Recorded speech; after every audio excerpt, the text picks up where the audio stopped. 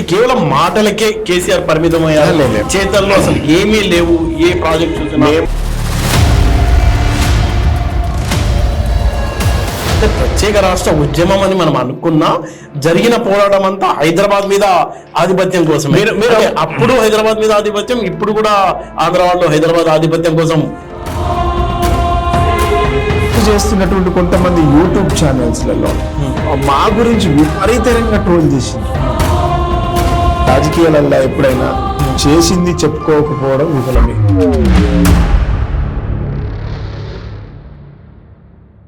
నమస్తే, welcome to GR TV. నేను మీ Fasal.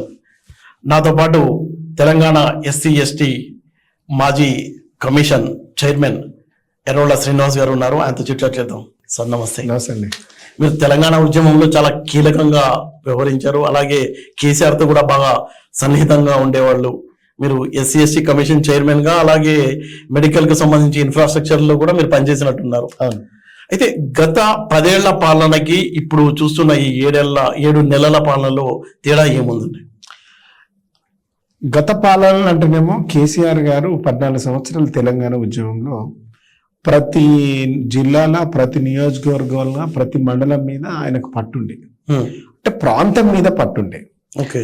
At the same time Telangana ఉద్యమం మొదలైన నాటి నుంచి ఆయనకు ఒక ప్రణాళిక ఉండేది. తెలంగాణ కోసం కొట్లాడడానికి ఎట్లయితే ప్రణాళిక చేసుకున్నాడో, తెలంగాణ వస్తే ఎట్లా చేయాలనేది కూడా ఒక ప్రణాళిక వేసుకున్నాడు. ఆయన ముందస్తుగా ఒక ప్రణాళిక వేసుకుని పెట్టుకున్నాడు. ఈ ప్రాంతానికి నీళ్లు తేవాలి, నీళ్ళతో పాటు ఎన్ని ఎకరాలకు సాగు చేయాలి, ప్రాజెక్టులు ఎట్లా కట్టాలి, ఒకవేళ ప్రాజెక్టులు కడితే ఏం పంటలు వేయించాలి, రైతులను ఎట్లా అది చేసుకోవాలి, ఇట్లా ఎక్కడెక్కడ ప్రాజెక్టులు కట్టుకోవాలి, ఎక్కడెక్కడ వాటర్ సోర్స్ ఉంది, ఎక్కడెక్కడ లేదు, ఏ జిల్లాలో ఏ పంటలు పడతాయి, అంటే ప్రతి దాని మీద ఒక అవగాహన ఉన్నది ప్రజల గారు. సో ఆయనకు ఈజీ అయిపోయింది అన్నట్టు ప్రాసెస్. తెలంగాణ రావడం కన్ఫర్మ్ ఇయ్యాల కాకపోతే రేపు అనే దాంట్లో ఆయన ఉండి తెలంగాణ వస్తుంది అన్న తర్వాత ఆయన ప్రణాళిక ఆయనే రచించుకున్నాడు. రచించుకొని ఇక్కడ ఉన్నటువంటి తెలంగాణ సమాజానికి గత 60 సంవత్సరాల సమైక్య రాష్ట్ర పాలనలో అసలు ఆ పాలనకు మనకు ఎట్లా చేయాలనేది ఆయనకు ఒక ప్రణాళిక ఉంది. ఎందుకంటే తెలుగుదేశం పార్టీలో ఉన్నప్పుడు జన్మభూమి కార్యక్రమం అట్లాంటి కార్యక్రమాలు చేసింది కదా. అట్లాంటి కార్యక్రమాలతోని ప్రజల వద్దకు పాలన, ఇట్లాంటి కార్యక్రమాలు కేసీఆర్ గారు సృష్టించినటువంటి కొన్ని సంక్షేమ పథకాలు ఉన్నాయి కదా, వాటి మూలంగా వచ్చినటువంటి ఆదరణ, ఇవన్నీ కేసీఆర్ గారు ఆయనకు సొంతంగా ఎవరు చెప్పాల్సిన పని లేదు, సొంతంగా రాసుకొని వాటిని ఇంప్లిమెంటేషన్ కోసం పెట్టుకున్నాడు. అదే ఈసారి ఓడిపోవడానికి పెద్ద డ్యామేజ్ అయింది కాదు. ఇప్పుడు మీరు అన్నట్టు ప్రతిదీ తానే జోక్యం చేసుకుని మొత్తం కల్పించుకొని చేస్తారు అంటున్నారు కదా. కాళేశ్వరం ప్రాజెక్టు కూడా తన జోక్యం వల్లే ఆ ప్రాజెక్టు కుంగిపోయిందన్న ఆరోపణలు అయితే ఉన్నాయి. అదే మేజర్ డ్యామేజ్ అయింది. కుంగిపోవడానికి తెలంగాణ మా పార్టీ దాంట్లో కూడా జోక్యం, కుంగిపోవడానికి, కాళేశ్వరం కుంగిపోవడానికి, పార్టీ ఓడిపోవడానికి ఆ రీజన్స్ కావు. ప్రాజెక్టుల కొన్ని చాలా దగ్గర ప్రాజెక్టులలో మనం సమైక్య రాష్ట్రంలో అప్పుడు నాగార్జున సాగర్ కానివ్వండి, ప్రకాశం బ్యారేజ్ కానివ్వండి, చాలా ప్రాజెక్టులు కాంగ్రెస్ హయాంలో కట్టినవి కూడా దేశంలో చాలా ప్రాజెక్టులకు చిన్న చిన్న సమస్యలు వస్తాయి, పెద్ద ఇష్యూ కాదు అది.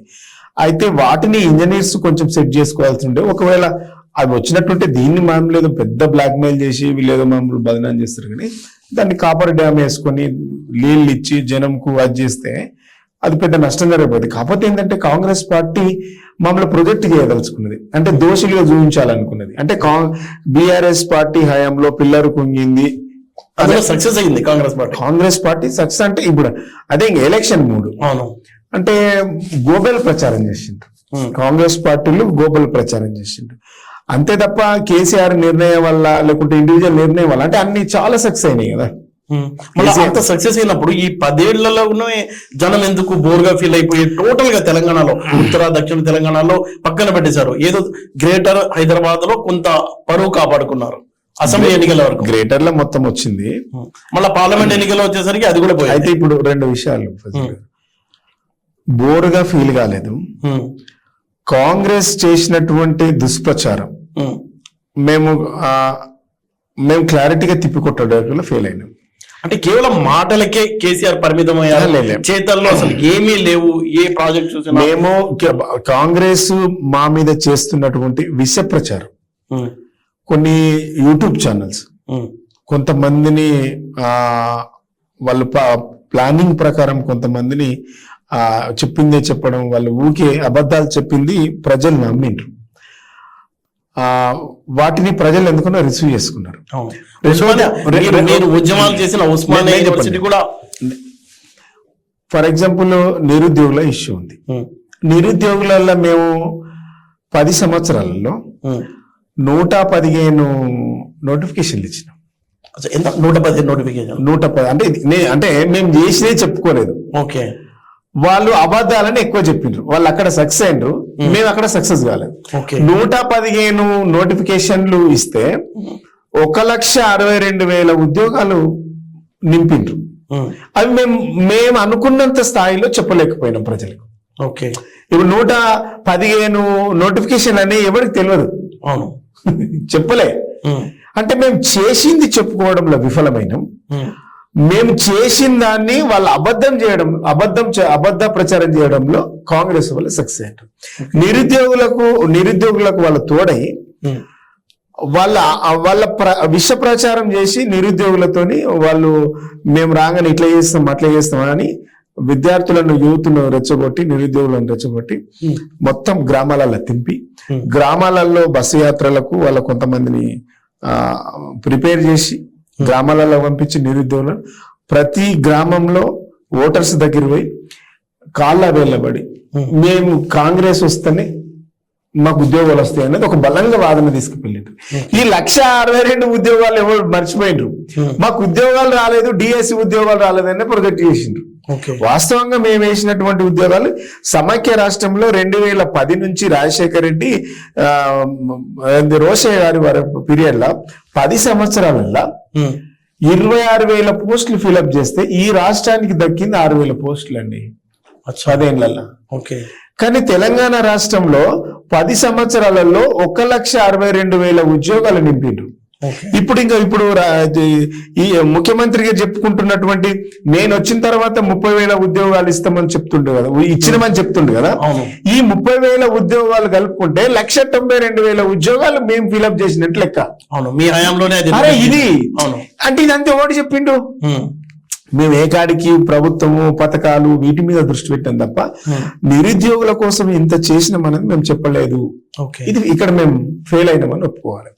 రెండో అంశం, ఈ ఛానల్స్ చేస్తున్నటువంటి కొంతమంది యూట్యూబ్ ఛానల్స్లలో మా గురించి విపరీతంగా ట్రోల్ చేసిండ్రు.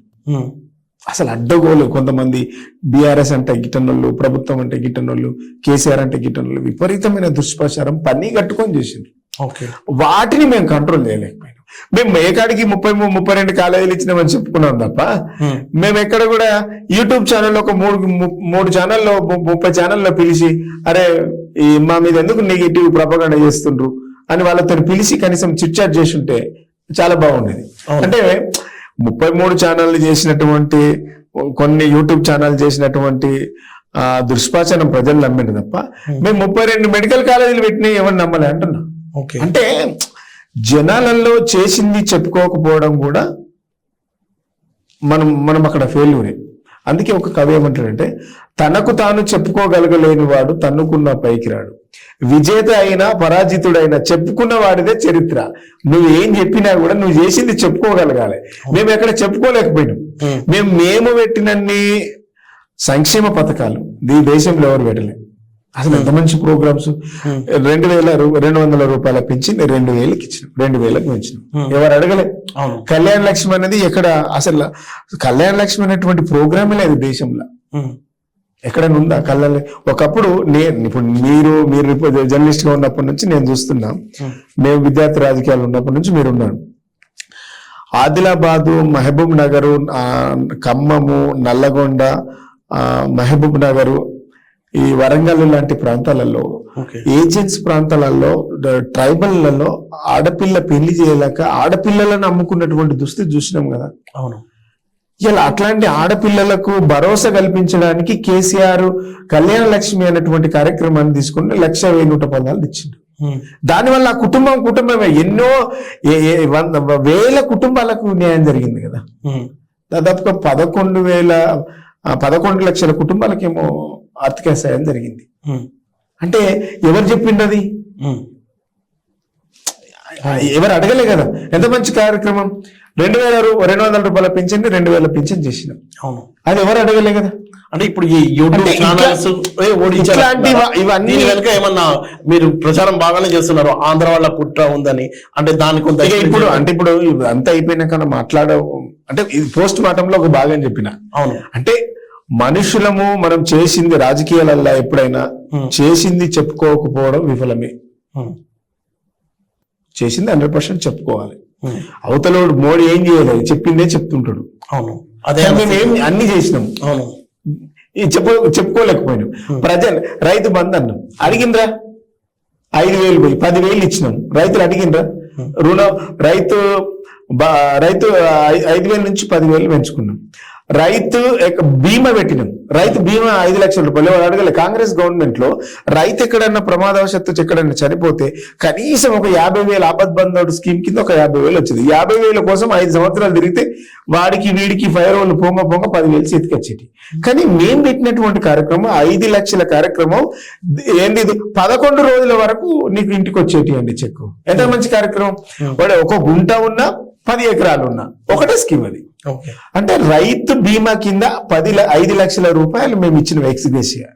ఎవరు అడగలే. ఇట్లాంటి స్కీము నల్ల నీళ్లు ఉన్నాయి. ఒకప్పుడు ఇంటింటికి మిషన్ భగీరథ కింద నీళ్లు ఇచ్చినాం. నేను ఎస్సీ కమిషన్ చైర్మన్ ఉన్నప్పుడు ఆదిలాబాద్ లో ఉన్నటువంటి బోత్ నియోజకవర్గంలో తాండాలకు పోయి చూసిన. అంటే పట్టణానికి రిమోట్ కు 30 కిలోమీటర్ల డిఫరెంట్ ఉంటుంది. అందులో వెహికల్స్ ఇవ్వవు. అవును, ఆ తాండాలలో గుట్టలలో కూడా అక్కడ నీకు నీళ్ళు ఇవ్వగలిగారు. మిషన్ భగీరథ కింద నీళ్లు వస్తున్నాయి, తాగునీళ్ళు, స్వచ్ఛమైన వాటర్. అవును, ఎవడిచ్చిండు? అది మేము అనుకున్నంత చెప్పలేకపోయినాము. అవును, so 100% BJP government Ghar Ghar Jal అని వాళ్ళు బాగా, అంటే మన స్కీమ్లే వాళ్ళు చాలా మన స్కీమ్స్ చాలా స్కీమ్స్ వాళ్ళు కాపీ కొట్టిండ్రు. ఘర్ ఘర్ జల్ అని, ఈ కళ్యాణ లక్ష్యం కింద వాళ్ళు ఇంకో ప్రోగ్రామ్ ఇట్లా పెట్టుకున్నారు. మేము పెట్టిన ప్రోగ్రామ్ లెవెల్ పెట్టలే, కానీ అవి చెప్పుకోవడంలో ఇంకా చెప్పుకోవాల్సినటువంటి అవసరం ఉండే. అందుకే మేము అక్కడ సక్సెస్ కాలేదు. కాంగ్రెస్ అక్కడ సక్సెస్ అయిందని మేము అనుకుంటున్నాం. ఇప్పుడు బీఆర్ఎస్ పదే చెప్తుంది మోడీ దూతగానే చంద్రబాబు నాయుడు హైదరాబాద్ అంటే తెలంగాణలో ఎంట్రీ ఇచ్చారు అని. దాని ఎఫెక్ట్ కూడా కనిపిస్తుంది. చాలా మంది ఎమ్మెల్యేలు పార్టీ జంప్ అవడానికి కారణం కూడా ఆయనే అంటున్నారు. అందులో వాస్తవం ఏముంది? నేనేమంటున్నా, ఎన్డీఏకు కన్వీనర్ ఎవరు? చంద్రబాబు. ఇండియాకు కోఆర్డినేటర్. గుర్తుపెట్టుకోండి, ఎన్డీఏకు కన్వీనర్ గా ఉంటాడు ఆయన్ని, ఇండియాకు ఈ కోఆర్డినేటర్ గా ఉంటాడు. నేను ఏమంటున్నా, రాహుల్ గాంధీతోని గతంలో వీళ్ళంతా చెట్టపట్టలు వేసుకొని తిరిగిందంతా మనకు తెలుసు. అవును, ఇండియాతోనేమో ఆల్రెడీ ఉన్నాడు ఇప్పుడు. సో రెండింటిని నడిపించేది ఆయనే నేను అనుకుంటా. ఓకే, ఇప్పుడు ఇక్కడ కాంగ్రెస్ పార్టీలో ఉన్నటువంటి ముఖ్యమంత్రి ఉంటాడు. ఇప్పుడు ఆయన ఇద్దరు కలిసి పనిచేస్తుంటారు ఇక్కడ. ఇప్పుడు తెలంగాణ రాష్ట్రం విడిపోయింది. తెలంగాణ రాష్ట్రం విడిపోయిన తర్వాత చంద్రబాబుకు తెలంగాణతో ఏం సంబంధం? ఎందుకు? చాలా విభజన సమస్యలు చాలా ఉన్నాయి కదా. అసలు ఏం కాలేదు. ఏమున్నాయి? ఇంకా వాటర్ ఉంది, ఇంకా చాలా ఉన్నాయి కదా. ఏం లేదు. ఆస్తులు మాక్సిమం పోయింది, ఒక 10% మిలిగినాయి. మాక్సిమం అయిపోయినాయి, ఒక 10% మిలిగి ఉంటాయి. అది విభజన కార్యక్రమంలో అధికారులు చూసుకునే పని, ముఖ్యమంత్రి కూర్చున్న స్థాయి ఏదో మీటింగ్ పెట్టుకొని అంటే నేను రాబోయే కాలంలో ఈ హైదరాబాదును తెలంగాణను ఎట్లా పరిపాలించాలనే గైడ్ లైన్ కూడా ఆయనే చూసుకుంటాడు. అంటే ప్రజలకు కూడా అదే సందేహం ఉంది అని నేను అనుకుంటున్నా. అంటే ఎలా? దానికి కొంత ఎక్స్ప్లెయిన్ చేయండి. అంటే ఇప్పుడు ఏంటంటే చంద్రబాబు నాయుడు తెలంగాణను ఆధిపత్యం తీసుకోవాలనేటువంటి భావన ఆయన మైండ్ లో ఉన్నది. ఇప్పుడు ఉద్యమం జరిగిందే హైదరాబాద్ కోసం. అంటే చంద్రబాబుకు హైదరాబాద్ మీద పట్టు సాధించాలి, తెలంగాణ మీద పట్టు సాధించాలి అనేటువంటి ఆలోచన విధానంతోనే చంద్రబాబు నాయుడు ఉన్నాడు. చంద్రబాబు నాయుడు 10 ఏళ్లలో ఆయన ఒకసారి ముఖ్యమంత్రి అయిండు. ఏనాడు కూడా ఇంత అంటే ఆయనకు పెద్ద ఎత్తున వెల్కమ్ చేసి ఒక 20-30 వేల మందిని గ్యాదర్ చేసి వెల్కమ్ చేసిండ్రు. వీళ్ళు ఎందుకు? ఇలా తెలుగుదేశంలో ఉన్నట్టు వాళ్ళందరూ కాంగ్రెస్ కి వచ్చిండ్రు. కాంగ్రెస్ లో ఉన్నటువంటి వాళ్ళు ముఖ్యమంత్రి హోదాకు వచ్చిండ్రు. ఇలా ఇంటర్నల్ గా ఒప్పందం ఉంది అన్నటువంటి భావన చాలా మందికి అనుమానాలు కలుగుతా ఉన్నాయి. సో ఇది ప్రజలు కూడా గమనిస్తా ఉన్నారు. అంటే ఇలా చంద్రబాబు నాయుడు ఈ ప్రాంతం మీద మళ్ళీ పెత్తనం చెలాయిస్తాడేమో అనేటువంటి భావన చాలా మందికి ఉన్నది. భవిష్యత్తులో జరిగేటువంటి ప్రమాదం కూడా ఉంది. అంటే ఎన్నికలప్పుడు మీ పార్టీ ఒక పాజికేసింది, హైదరాబాద్ ని కేంద్ర పాలిత ప్రాంతంగా చేస్తారేమో అలాంటి సూచనలు కనిపిస్తున్నాయి. అయినా తెలంగాణ ప్రజలు నమ్మలేదు, ఓడించారు. ఇప్పుడు మీరు ఎలా పబ్లిక్ నమ్మగలుగుతారు? ప్రజలు కేసీఆర్ పాలన మీద, హైదరాబాద్ ప్రజలకు తెలంగాణ ప్రజలకు కేసీఆర్ పాలన మీద ఒక స్పష్టత ఉంది. మాయి చిన్న చిన్న పొరపాట్లు ఉండొచ్చు, ఒక స్పష్టత ఉంది. వాళ్ళు ఆ విధంగా ఓట్లేసిండ్రు. తెలంగాణ రాష్ట్రం ఏర్పడ్డ తర్వాత, కేసీఆర్ ముఖ్యమంత్రి అయిన తర్వాత హైదరాబాద్ లాంటి ప్రాంతంలో ఒక్క అల్లరి జరగలేదండి. హిందూ ముస్లిం అసలు ఎక్కడ కూడా చిన్న గొడవ జరగలేదు. అవును. ఈ రోజు హైదరాబాద్ లో అంటే అర్ధరాత్రి కూడా అమ్మాయిలు తిరిగినటువంటి సందర్భం చూసినాం. కానీ ఈ రోజు 30 రోజులల్లా 29 మర్డర్లు అయినాయి. గుర్తుపెట్టుకోండి, 30 రోజులల్లా 29 మర్డర్లు అయినాయి.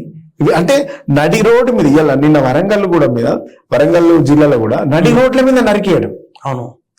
అంటే జంట హత్యలు అసలు క్రమం తప్పకుండా రౌడీ షీటర్లు అందరూ కూడా మళ్ళా పెట్టరేగుతా ఉన్నారు. అసలు ఇప్పుడు గంజాయి, ఇది కోకేను మర్డర్ చేసేటోళ్ళు వీళ్ళంతా మళ్ళీ రోడ్ల మీదకి వచ్చేసారు. అంటే హైదరాబాద్ లో లా అండ్ ఆర్డర్ ఖరాబ్ అయిపోయింది. ఓకే. ఈ హైదరాబాద్ లో లా అండ్ ఆర్డర్ ను కంట్రోల్ చేసింది ఒక బీఆర్ఎస్ పార్టీ మాత్రమే. దానివల్ల హిందువులకు కానీ ముస్లింలకు కానీ ఏ కమ్యూనిటీ కూడా అసలు ఎవరు ఇబ్బంది పడకుంటున్నారు. అందుకే హైదరాబాద్ అంత సేఫ్ గా సెక్యూరిటీగా ఉంది కాబట్టి పెట్టుబడులన్నీ తెలంగాణకు వచ్చినాయి. అవును. అంటే ప్రత్యేక రాష్ట్ర ఉద్యమం అని మనం అనుకున్నా జరిగిన పోరాటం అంతా హైదరాబాద్ మీద ఆధిపత్యం కోసం. మీరు అప్పుడు హైదరాబాద్ మీద ఆధిపత్యం, ఇప్పుడు కూడా ఆంధ్ర వాళ్ళు హైదరాబాద్ ఆధిపత్యం కోసం ట్రై చేస్తున్నారు అని చెప్తున్నారు మీరు. ఇప్పుడు కేసీఆర్ లాంటి నాయకుడికి ఏముంటదంటే తెలంగాణ తెచ్చుకున్న తెలంగాణ కాబట్టి తెచ్చుకున్న తెలంగాణ విచ్ఛిన్నం కావద్దు అనేది ఉండే. ఇవాళ పెట్టుబడిదారులందరూ కూడా మళ్ళీ హైదరాబాద్ నుంచి మళ్ళా మొత్తం వాళ్ళు ఎక్కడెక్కడ ఉంటుందో వాళ్ళు అక్కడే చేస్తారు కదా. అవును. అందుకనే హైదరాబాద్ ని కాపాడుకోవడానికి కేసీఆర్ గారు అందరిని కంట్రోల్లో పెట్టుకొని ఈ మన గడ్డని పరిపాలించుకోవాలి, మన గడ్డ ఎందుకంటే అభివృద్ధి చెందాలనేటువంటి దృక్పథం పోయిండు. ఇప్పుడు 8 నెలలు అయింది, అసలు ఒక్క పెట్టుబడి రాలే. ఇలా మళ్ళీ విజయవాడ పోతా ఉన్నారు అందరు. ఇలా అమరావతి పోతుంటారు అంతా. ఇలా ఏ పెట్టుబడి వచ్చి ఇటు వస్తాను లేదా? ఎందుకు మరి 8 నెలల 10 సంవత్సరాలలో ఒక్కటేసారి ఎందుకు స్విచ్ ఆఫ్ చేసినట్టు ఎట్లా జరిగింది? ఎందుకు వస్తలేదు? అంటే వీళ్ళు చేసినటువంటి పెద్ద మిస్టేక్ ఏంటంటే అసెంబ్లీ నుండి సాక్షిలో అప్పుల పాలైంది అని చెప్తే అప్పు ఎవడిస్తారండి? అవును. రాష్ట్రం అన్నాక దేశం అన్నాక అప్పు ఉండదా? అవును. ఈ దేశానికి అప్పు లేదా? మేం పరిపాలనకి రావడానికి ముందు, మేం బాధ్యతలు తీసుకోవడానికి ముందు అప్పు లేదా ఈ రాష్ట్రంకు? అప్పు ఎవరికి ఉండదు. ఇప్పుడు అప్పులు అంటే యూనిట్ 100% దాదాపు 20 రూపాయలు కూడా యూనిట్ ధర. నేనేమంటున్నా, అప్పులు లేకపోతే అసలు బిజినెస్ నడవదండి. అంటే విద్యుత్ అగ్రిమెంట్ల మీద కూడా బాగా తప్పది. ఈ దేశంలో అత్యధికంగా విద్యుత్ తక్కువ ధరకు కొన్నది ఈ తెలంగాణ రాష్ట్రం ఒకటి. 20 రూపాయలకి పైగా. అది వాళ్ళకి దొంగ లెక్కలు, వాళ్ళకి తెలియక మాట్లాడుతున్నారు. 3 రూపాయల 80 పైసలకు మేము కొన్నాం. వీళ్ళు కాంగ్రెస్ వాళ్ళు ఉన్నప్పుడు 5 రూపాయల 50 పైసలకు కొన్నారు. మీరు అధికారం పోయినాక మీ తర్వాత మేము వచ్చినాం. జనరల్ గా 5 ఏళ్ల కింద తక్కువ ధర ఉంటుందా? 10 ఏళ్ల తర్వాత తక్కువ ధర ఉంటుందా? ఏ తక్కువ ధర ఉంటుంది? గతంలోనే ఉంటుంది. గతంలో తక్కువ ధర ఉంటుంది. మీరున్నప్పుడేమో 10 ఏళ్ళు ఉన్నప్పుడు 5 రూపాయల 50 పైసలు కొన్నారు, 80 పైసలకు కొన్నారు. మేము అధికారంలోకి వచ్చినాక 3 రూపాయల 80 పైసలకు కొన్నాం. ఏది తక్కువ, ఏది ధర ఎక్కువ చెప్పు? అవును. అంటే ఏడ ఫ్రాడ్ జరిగింది? కాంగ్రెస్ వాళ్ళకు చెప్పస్తలేదు. అంటే వాళ్ళకి నాలెడ్జ్ లేదండి. ఎవరు నాలెడ్జ్ చెప్పు? ఒక ఇష్యూ పట్ల, ఒక అంశం పైన మాట్లాడడానికి, వాటిపైన డిబేట్ పెట్టడానికి ఒక అంశం మీద పట్టున్నటువంటి నేత ఎవరు? అచానక్ కాంగ్రెస్ గెలిచింది అంటున్నా నేను. అచానకే. ఇది కాంగ్రెస్ బలం వల్ల గెలవలే. మేము కొందరిని సెట్ చేసుకోకపోవడం వల్ల, కొందరిని మార్చకపోవడం వల్ల ఓడిపోయినాం కదా. ఇలా మేము ఒక 25 మందిని మార్చుంటే మా పొరపాట్లు ఉన్నాయి.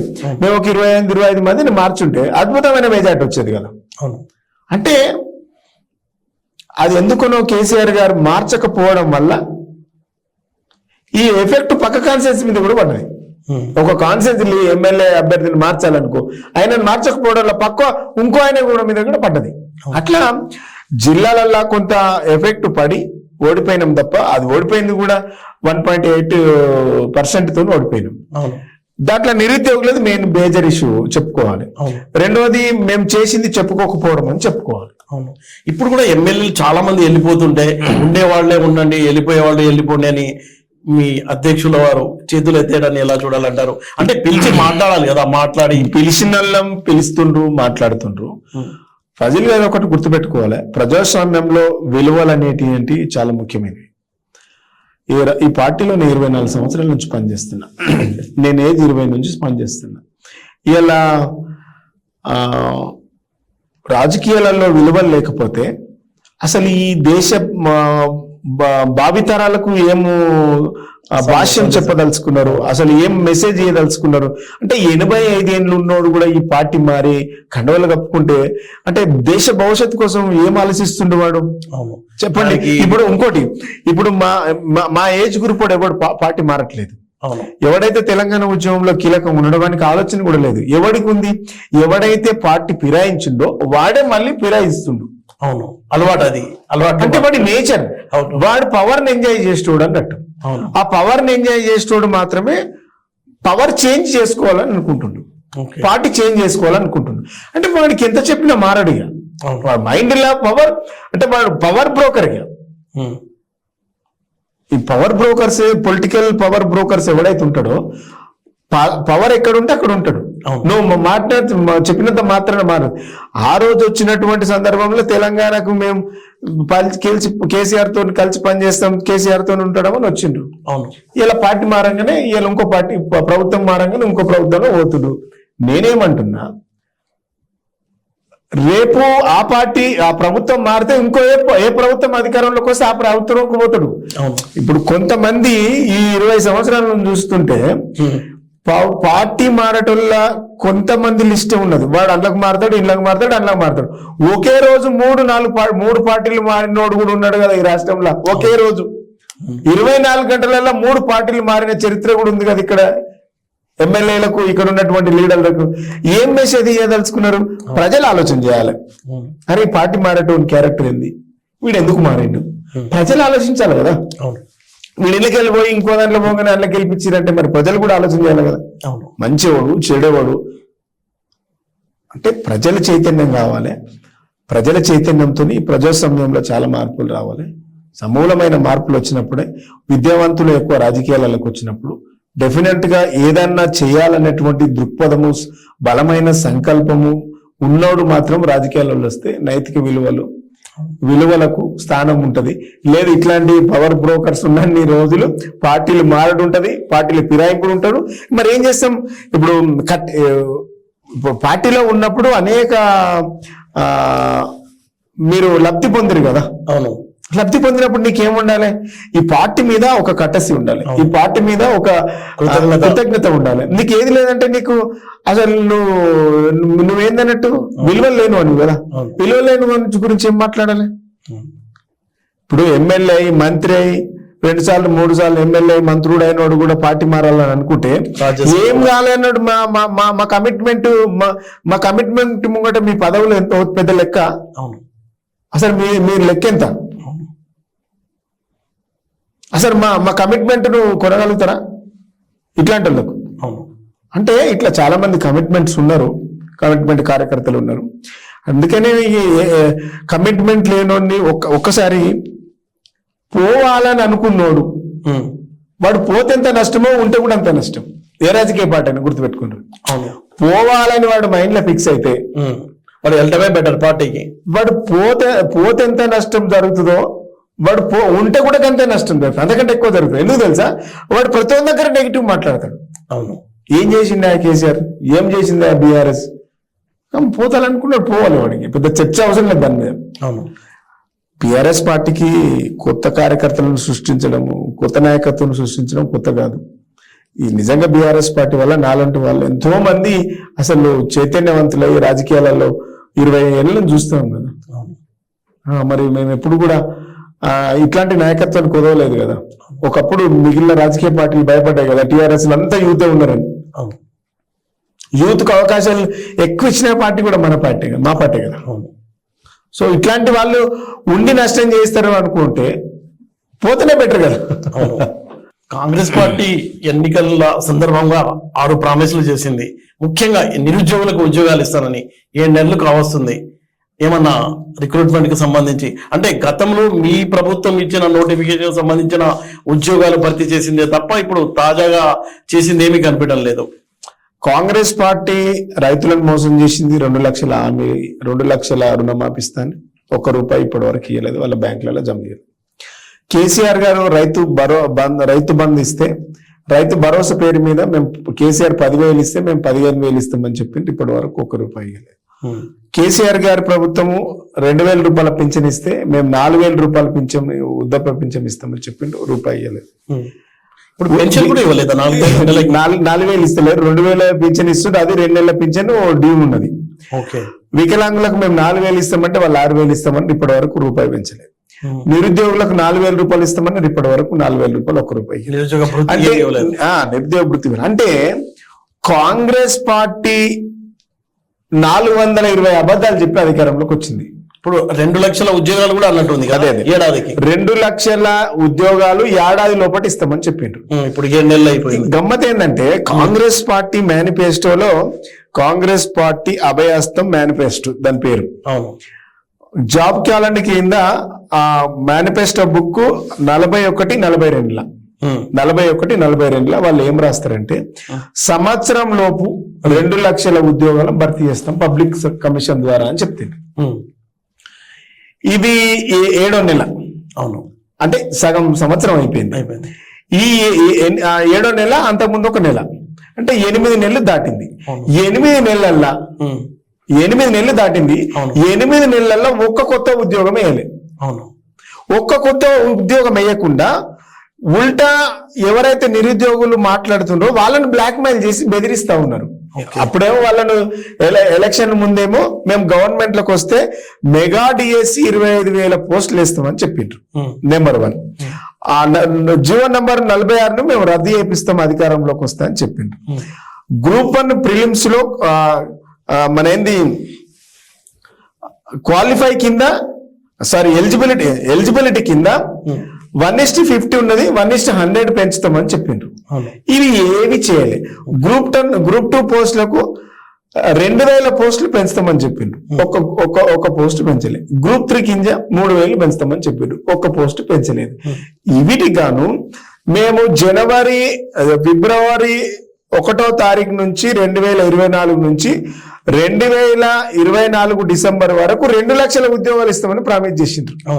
అంటే ఫిబ్రవరి 1వ తారీఖు నుంచి 2024 నుంచి 30 తారీఖు డిసెంబర్ 24 సంవత్సరం వరకు 2 లక్షల ఉద్యోగాలు ఇస్తామని వాళ్ళు క్యాలెండర్ రిలీజ్ చేసిండ్రు. ఆ క్యాలెండర్ మీద మేనిఫెస్టోలో రిలీజ్ చేసిండ్రు కానీ వాళ్ళు పబ్లిక్ సర్వీస్ కమిషన్ ద్వారా రిలీజ్ చేయాలి. గుర్తుపెట్టుకోండి, జాబ్ క్యాలెండర్ ఎక్కడ రిలీజ్ అయిందంటే మేనిఫెస్టోలో రిలీజ్ అయింది. పబ్లిక్ సర్వీస్ కమిషన్ నుంచి ఒక్క నోటిఫికేషన్ రాలేదు. ఇది ఒక పెద్ద దగ, ఇది ఒక పెద్ద మోసం. రెండోది, మేమిచ్చినటువంటి నోటిఫికేషన్ ను పోస్ట్ పోన్ అయి వాటిని ఇప్పుడు కొనసాగిస్తా ఉన్నారు. అప్పుడు జరిగినటువంటి కొన్ని ఇష్యూస్ ద్వారా వాటిని ఇప్పుడు కొనసాగిస్తా ఉన్నారు. కొనసాగిస్తూ నిరుద్యోగులు ఏమంటున్నారంటే 1:50 ఇస్తా అనేది గత ప్రభుత్వము అంటే మీరు 100 ఇస్తా అన్నారు కదా, దాన్ని 1:100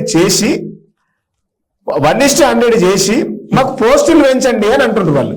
పోస్టులు పెంచి 1:100 చేస్తే అంటే ఇప్పుడు గ్రూప్ 1 అన్నది రెగ్యులర్ గా పడేటువంటిది కాదు. కొద్దిగా అది 5-10 సంవత్సరాలకు ఒకసారి గ్రూప్ 1 అన్నది నోటిఫికేషన్ వస్తుంటది. ఈ గ్రూప్ 2, గ్రూప్ 3 లెక్క రెగ్యులర్ గా వచ్చేటువంటి నోటిఫికేషన్ కాదు. గ్రామీణ ప్రాంతాల్లో చాలా సంవత్సరాలుగా ప్రిపేర్ అవుతూ ఉంటారు కోచింగ్లకు పోయి.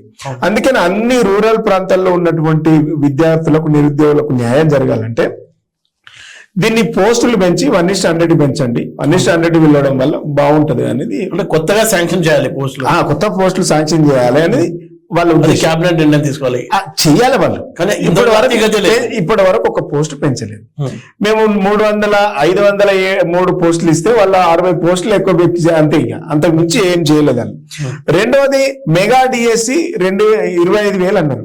అవును, ఇవాళ 25,000 పోస్టులు 11,000 పోస్టులు వేసిండ్రు. అంటే మేము ఇచ్చిందంటే కొనసాగించింది.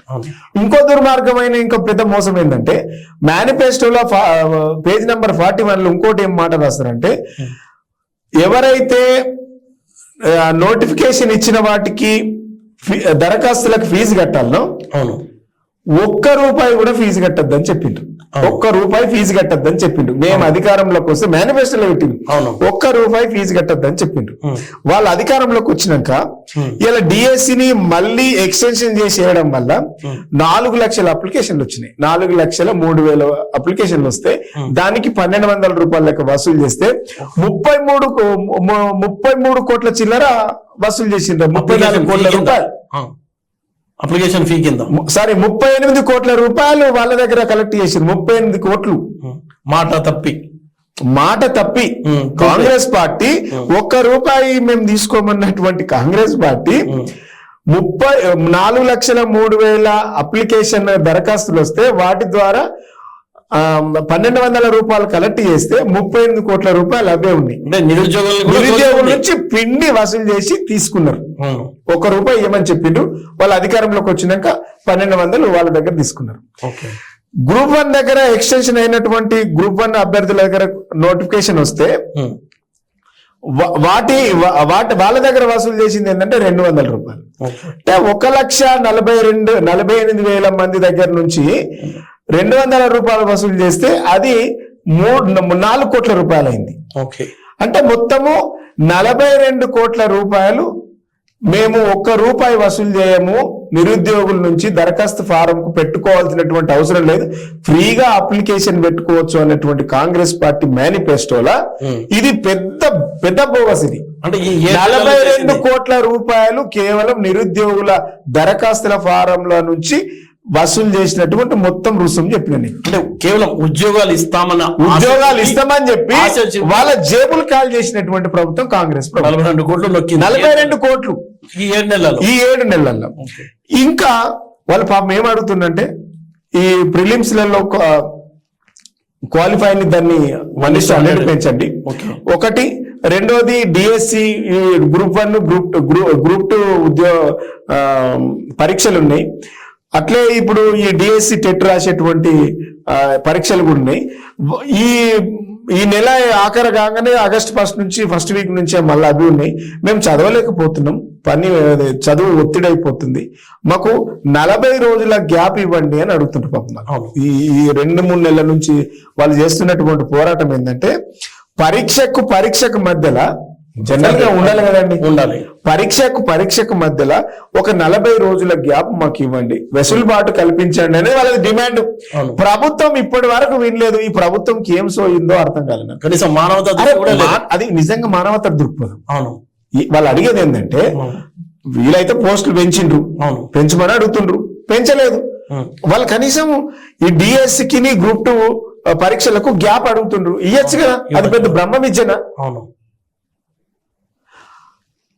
దాని మీద కనీసం ఎవ్వరు, ఒక మంత్రి, ఒక నాయకుడు, ఒక కమిటీ, ఒక ముఖ్యమంత్రి, ఒక అధికారి మాట్లాడు వాళ్ళ సమస్యలు అడిగిన వాళ్ళ కేసులు పెడుతుండ్రు, అక్రమంగా అరెస్ట్ చేస్తుండ్రు, తీసుకుపోయి లోపటేస్తుండ్రు.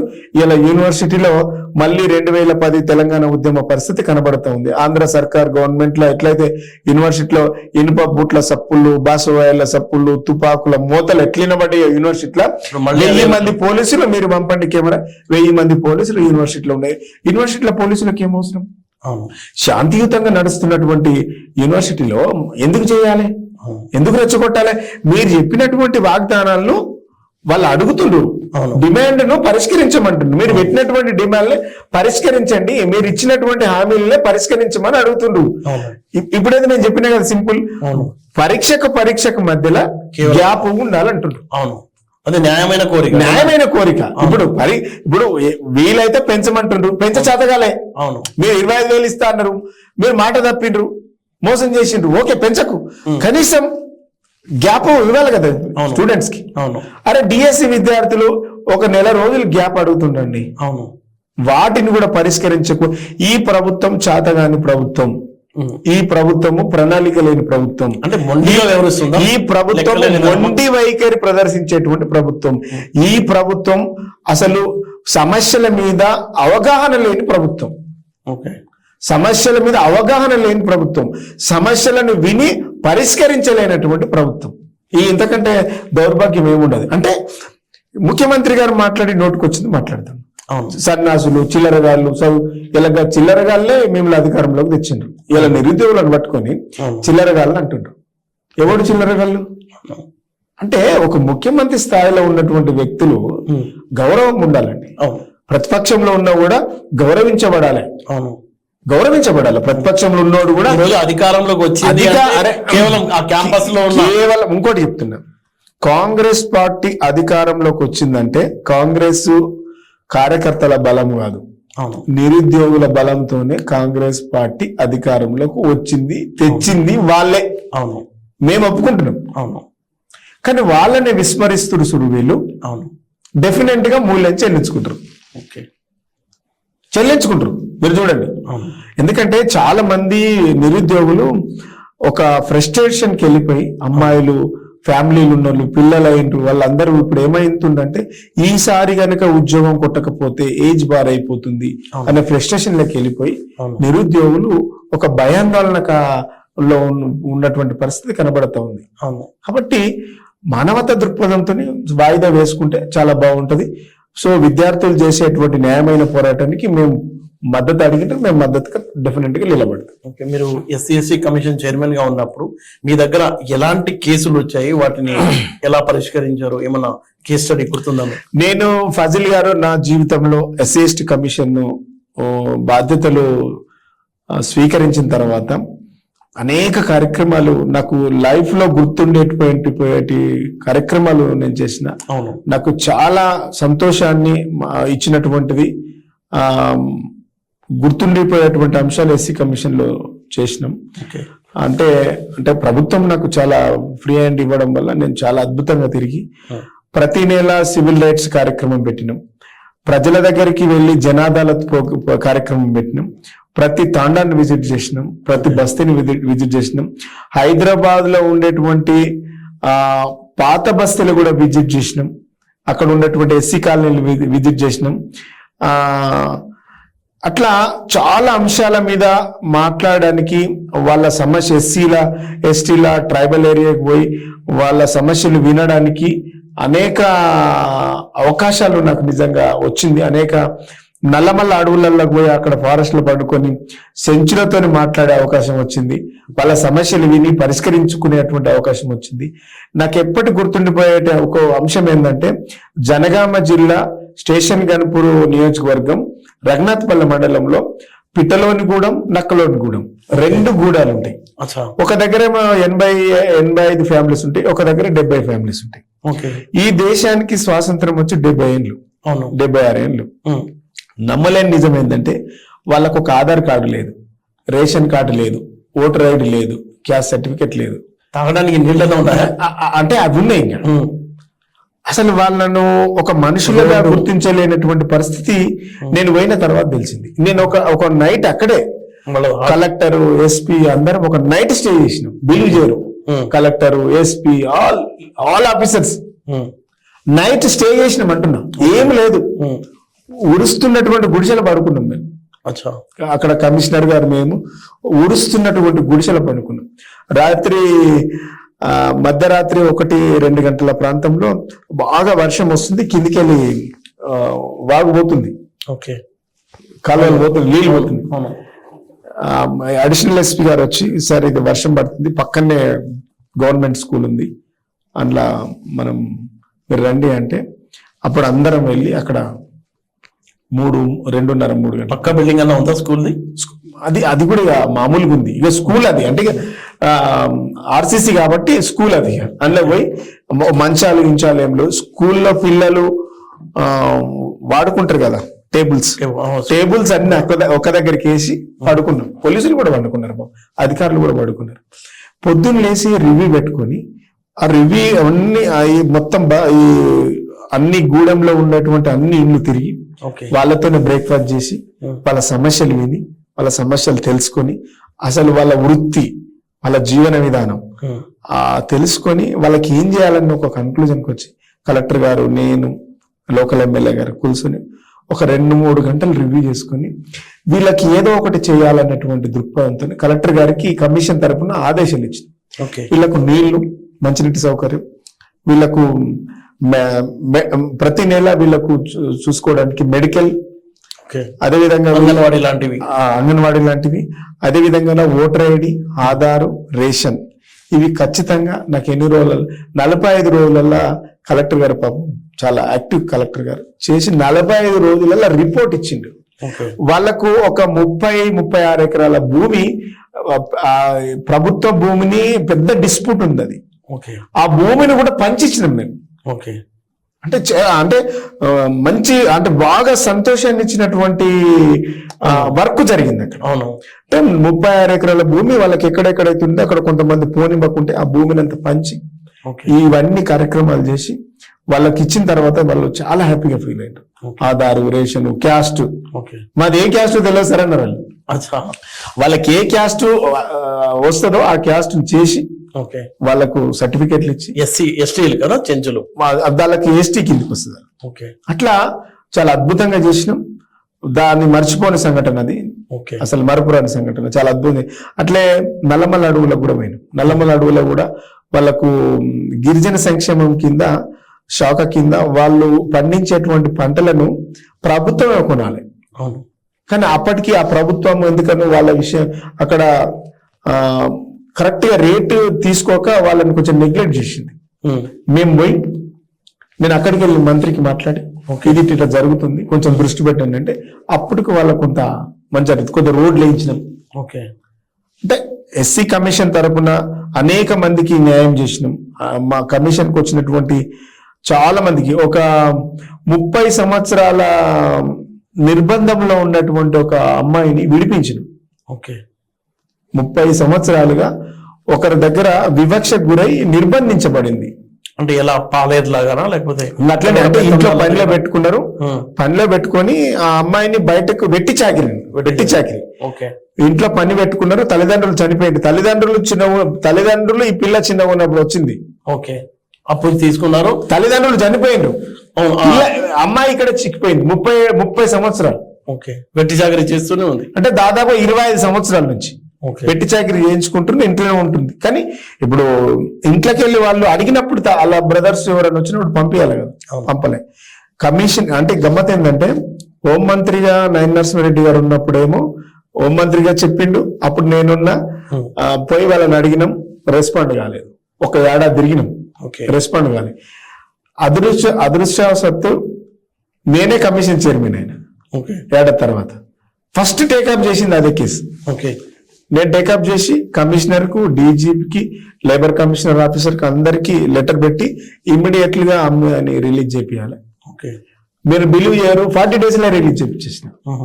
25 సంవత్సరాల నుంచి రిలీజ్ కానీ 45 days లో రిలీజ్ చేయించి అమ్మాయికి పెళ్లి చేసి మేము దగ్గరుండి పెళ్లి చేసి మా ఆఫీస్కి పిలిచి బట్టలు పెట్టి తోలే. వాళ్ళ బ్రదర్ వీళ్ళంతా చాలా హ్యాపీగా ఫీల్ అవుతారు. కరీంనగర్ జిల్లా ఇట్లా చాలా కార్యక్రమాలు ఎక్కడైతే ల్యాండ్ ఇష్యూస్ ఉన్నాయో, ఎక్కడెక్కడ అట్రాసిటీ కేసులు ఉన్నాయో అవన్నిటి కూడా పరిష్కారం చేసినాం. అట్రాసిటీ కేసులో పెండింగ్ కేసులు నేను పోవడానికి ముందు 1400 కేసులు పెండింగ్ ఉండే. నేను పోయిన తర్వాత 95% కేసులో డిస్పోజ్ చేసినాం. గ్రేట్.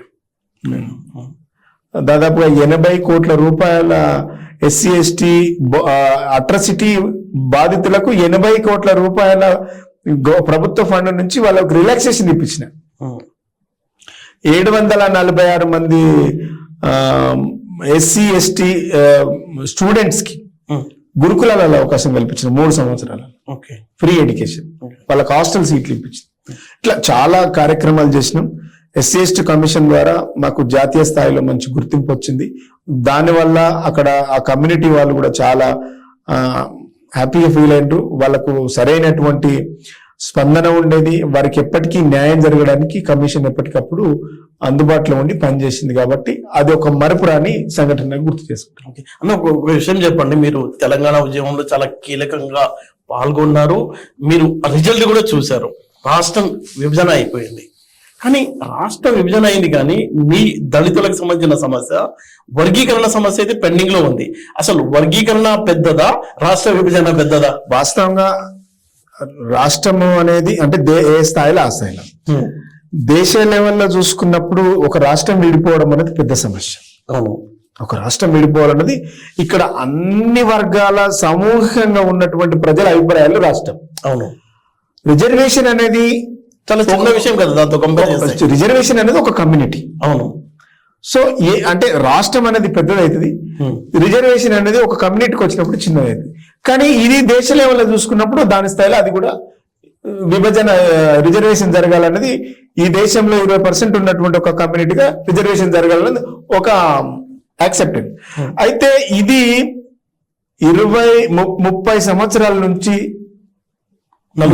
నలుగుతూనే ఉంది. 30 సంవత్సరాల నుంచి నలుగుతూనే ఉంది. ఎక్కడ ఉంది వైఫల్యం? వైఫల్యం ఎక్కడుందంటే మీ నేతల్లో ఉందా? దళిత నేతలు? మా నేతలే కదా, రాజకీయ పార్టీలే వీళ్ళని మోసం చేస్తా ఉన్నాయి. మోడీ పక్కన కూర్చోబెట్టుకున్నాడు, నేనేమన్నా ప్రామిస్ చేశారు, కాంగ్రెస్ చాలా మందికి కాంగ్రెస్ ఇచ్చారు. చంద్రబాబు నాయుడు హయాంలో ఉన్నప్పుడు వర్గీకరణ ఉద్యమం మొదలైతే 3 సంవత్సరాలు ఇచ్చారు 90s తర్వాత. 3 ఏళ్ల తర్వాత కాంగ్రెస్ పార్టీ వచ్చి దాన్ని కొట్టేపించింది. కాంగ్రెస్ పార్టీ అప్పటి నుంచి ఈ పేరు ఉషామేయర్ కమిటీ, ఆ కమిటీ, ఈ కమిటీ అని అది ఒక 10-15 ఏళ్ళు నడిపించింది. తర్వాత మోడీ వచ్చిండు, మోడీ ఒక 15 ఏళ్ళు నడిపిస్తుంది.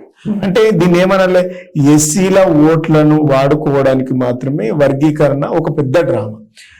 బీజేపీ కాంగ్రెస్ మోసం చేసింది, బీజేపీ మోసం చేస్తూనే ఉన్నది. ఓకే. వెంకయ్యనాయుడు చెప్పిండు, కిషన్ రెడ్డి చెప్పిండు ప్రతి ఎలక్షన్ లో. వెంకయ్యనాయుడు మోడీ 2018 ఎన్నికల్లో చెప్పిండు, 2023 ఎన్నికల్లో చెప్పిండు. అవును. అంటే ఇప్పుడు అనేక దేశం కేంద్రంలో అనేక విషయాల మీద వాళ్ళు బిల్స్ పెట్టుకున్నారు. అవును. బిల్లు పెడితే ఎవడంటే ఆపేది? అవును. అంటే ఇది ఒక పెద్ద రాజకీయ దురుద్దేశంతో నడుస్తున్నది. కాబట్టి ఇంకోటి ఈడబ్ల్యూసీ రిజర్వేషన్ అడిగి ఎవడు అడిగింది దాన్ని? అవును. బిల్లు పెట్టిండ్రు, ఎవరైనా అడిగిందా? అవును. ఉద్యమం జరిగిందా? అంటే ఇది రాజకీయ కోణంలో చూసినప్పుడు వాళ్ళకు అవసరమైనవి చేసుకుంటారు, వాళ్ళకు అవసరం రాని ఆపుకుంటారు. ఇది రాజకీయ కోణంలో ఎవడు బలవుతుందంటే పేదలు, నిరుపేదలు, అణగారిన వర్గాలకు అణిచివేతకు గురవుతున్నట్టు ఇట్లా రాజకీయ బలం లేకపోవడం వల్ల ఈ వర్గాలు బలవుతుండడానికి ఒక నిదర్శనంగా చెప్పుకుంటే, మొన్నటి ఎన్నికల్లో బీజేపీని నమ్మి దళితులు ఎవడే బీజేపీకి ఎవరు వేయలేము, బీజేపీకి ఇప్పుడు వేయరు కూడా. ప్రామిస్ చేశారు కదా పబ్లిక్ గార్డెన్లో. చేసిండ్రేమో, చేసినోడు వేస్తాడు, అందరు వేయరు కదా. రూల్ పెరేడ్ గ్రౌండ్ లో పెరేడ్ గ్రౌండ్ కి వచ్చినోడే వేయచ్చు. అచ్చా, పెరేడ్ గ్రౌండ్ కి వచ్చినోడే వేయచ్చు. కాంగ్రెస్ బీజేపీ అంటే ఎస్సీ కులాలల్లా, మైనార్టీ కులాలల్లా నమ్మరు కదా. ఓకే, నమ్ముతారా? అట్లా సో ప్రామిస్ చేసిండ్రు, అంతకుముందే ప్రామిస్ చేసింది కాబట్టి ప్రామిస్ నెరవేర్చలే కాబట్టి వేయకపోవచ్చు. అంటే ఈ పార్టీలు మోసం చేస్తూనే ఉంటాయంటారా మీరు? మోసం చేస్తున్నాయి కాబట్టి ప్రాంతీయ పార్టీలు గతంలో చంద్రబాబు నాయుడు ఇచ్చారు.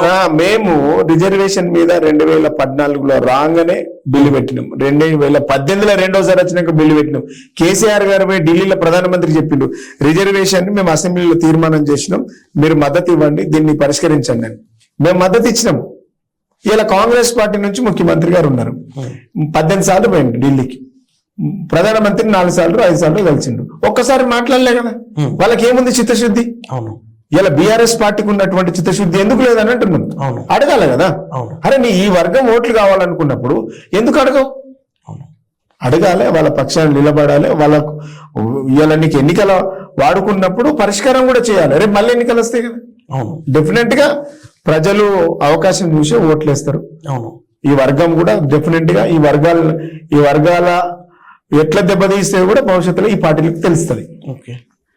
అంటే కాంగ్రెస్ పార్టీ అధికారంలోకి రావడానికి 1.25 లక్ష వాగ్దానాలు చేసి మోసం చేసిందని బీఆర్ఎస్ నేత శ్రీనివాస్ ఆరోపిస్తున్నారు. అయితే యూనివర్సిటీలో ఇప్పటికీ ఒక అట్టడుగు, అసలు అక్కడన్న స్టూడెంట్స్ అంతా చాలా ఆగ్రహంతో ఉన్నారు, మోసం చేశారని.